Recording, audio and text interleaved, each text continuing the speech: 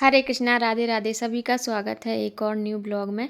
ये ब्लॉग है जो आने वाली है बरूथनी एकादशी, जो कि 12 अप्रैल को लग रही है, पर इसका व्रत किया जाएगा 13 अप्रैल 2026 को, क्योंकि 12 अप्रैल को मध्य रात्रि में 1:17 से ये स्टार्ट हो रही है। तो उदय तिथि के अनुसार इसका व्रत 13 अप्रैल को किया जाएगा। एकादशी वाले दिन कैसी पूजा करनी चाहिए, तो सुबह आप ब्रह्म मुहूर्त में उठिए सुबह, और इसके बाद स्नान करिएगा। और स्नान करिए तो आप गंगा जल मिलाकर ही स्नान करिएगा। इसके बाद मंदिर में आकर साफ़ सफाई कीजिए, आसन बिछाइए चौकी पर, भगवान जी को भाव से गंगा जल से सभी फोटो में स्नान करवाइए। और आपके घर में जो विग्रह हैं लड्डू गोपाल, तो सभी के घर में, नहीं भी हैं जिसके घर में जो भी मूर्ति हो, तो उसको पंचामृत स्नान जरूर करवाइएगा। और भगवान जी को अर्पित करने के लिए पुष्प हों और फल हों, जो भी हो आपके पास, वो अर्पित कीजिएगा। और दक्षिणा जरूर रखिएगा। एकादशी में ज़रूर रखी जाती है दक्षिणा अपनी श्रद्धा के अनुसार। तो यहाँ पर मैंने ठाकुर जी का स्नान करवाया, और पहले तो चौकी पे सजाकर सभी भगवान को भाव से स्नान करवाया, फूल अर्पित किए। फिर इसके बाद मैं अपने ठाकुर जी का यहाँ स्नान करवा रही हूँ। मेरे प्यारे से छोटे से लाल जी, आप लोगों ने देखा होगा हर वीडियो में मैं हर एकादशी को ठाकुर जी को पंचामृत स्नान जरूर करवाती हूँ। तो ये मैंने वीडियो बनाया पहले से ही, और अब तो आने वाली है एकादशी।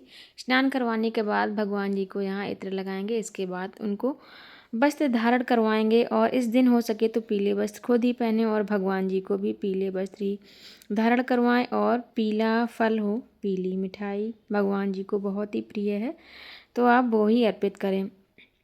और सबसे बड़ी बात कि इस एकादशी की व्रत कथा क्या है, तो अभी हम लोग सुनेंगे इस बरूथनी एकादशी की व्रत कथा। तो आप सभी लोग बने रहिएगा और पूरा ब्लॉग देखिएगा, क्योंकि यह एकादशी बैसाख माह की कृष्ण पक्ष में पड़ती है।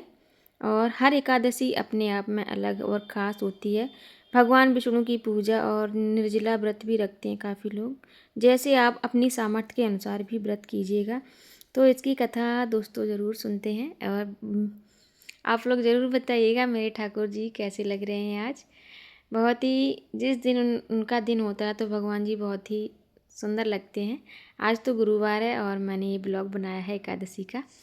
तो आप लोग सुनिएगा बरूथनी एकादशी की व्रत कथा। और जब भी आप व्रत कथा पढ़ें तो हाथ में पुष्प लेकर, और सामने दीपक जलता हुआ, जल का लोटा मतलब जल से भरा हुआ होना चाहिए। अगर आपके घर में कोई हो तो उनको बैठाल कर भी पढ़ सकते हैं। और वैसे भी आजकल की भाग दौड़ ज़िंदगी में किसी के पास टाइम नहीं है, तो आप हाथ में पुष्प लेकर ज़रूर पढ़िएगा, सामने दीपक जलता हो। और तो सुनते हैं। बरूथनी एकादशी की पौराणिक कथा इस प्रकार है। प्राचीन काल में नर्मदा नदी के तट पर मानधाता नामक राजा राज करते थे। वह अत्यंत दानशील तथा तपस्वी थे। एक दिन वह जंगल में तपस्या कर रहे थे, तभी न जाने कहाँ से एक जंगली भालू आया और राजा का पैर चबाने लगा। राजा पूर्ववत अपनी तपस्या में लीन रहा। कुछ देर बाद पैर चबाते चबाते भालू राजा को घसीट कर पास के जंगल में ले गया। राजा बहुत घबराया, मगर तापस धर्म अनुकूल उसने क्रोध और हिंसा न करके भगवान विष्णु से प्रार्थना की। करुण भाव से भगवान विष्णु को पुकारा। उसकी पुकार सुनकर भगवान श्री हरि विष्णु प्रकट हुए और उन्होंने चक्र से भालू को मार डाला। राजा का पैर भालू पहले ही खा चुका था, इससे राजा बहुत ही शोकाकुल हुआ। उसे दुखी देखकर भगवान विष्णु बोले, हे वत्स, शोक मत करो, तुम मथुरा जाओ और बरूथनी एकादशी का व्रत रखकर मेरी बराह अवतार मूर्ति की पूजा करो। उसके प्रभाव से पुनः सुदृढ़ अंगों वाले हो जाओगे। इस भालू ने तुम्हें जो काटा है यह तुम्हारे पूर्व जन्म का अपराध था। भगवान की आज्ञा मानकर राजा मानधाता ने मथुरा जाकर श्रद्धापूर्वक बरूथनी एकादशी का व्रत किया।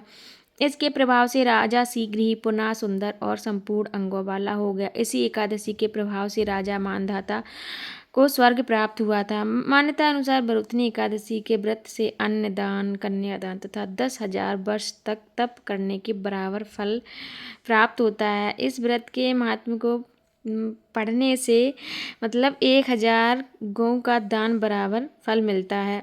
तो इसीलिए ज़रूर ही व्रत कथा पढ़ें, और बिना व्रत कथा के व्रत भी पूर्ण नहीं होता। तो ये थी बरूथनी एकादशी की व्रत कथा। कहते हैं ना, एकादशी का व्रत करने से पापों से मुक्ति मिलती है, मानसिक शांति और सुख समृद्धि आती है। यह विशेष रूप से धन और परिवार में खुशहाली भी लाती है। तो आप लोग कोई भी व्रत या नहीं कर रहे हो तो आप एकादशी का व्रत जरूर करिएगा। वैसे भी माह में 2 बार पड़ती है, कृष्ण पक्ष को और शुक्ल पक्ष को, 15 दिन का अंतर होता है। तो यहाँ पर मेरी कथा होगी, इसके बाद मैंने भगवान जी की आरती की और भगवान जी को भोग लगाया। तो आज का ब्लॉग मेरा कैसा लगा आप सभी लोग ज़रूर बताइएगा, और जो लोग चैनल पे पहली बार आए हैं या न्यू हैं तो प्लीज़ चैनल को लाइक सब्सक्राइब ज़रूर करिएगा और कमेंट करिएगा, बताइएगा कि मेरे वीडियोज़ आप लोगों को कैसे लगते हैं। मेरे लड्डू गोपाल कैसे लग रहे थे आज के ब्लॉग में, मेरे प्यारे से नटखट से लाल जी। तो इसके बाद पूजा करने के बाद फिर मैं गई थी छत पर सूर्य भगवान को जल चढ़ाने। तो आज के ब्लॉग में इतना ही। सभी को राधे राधे।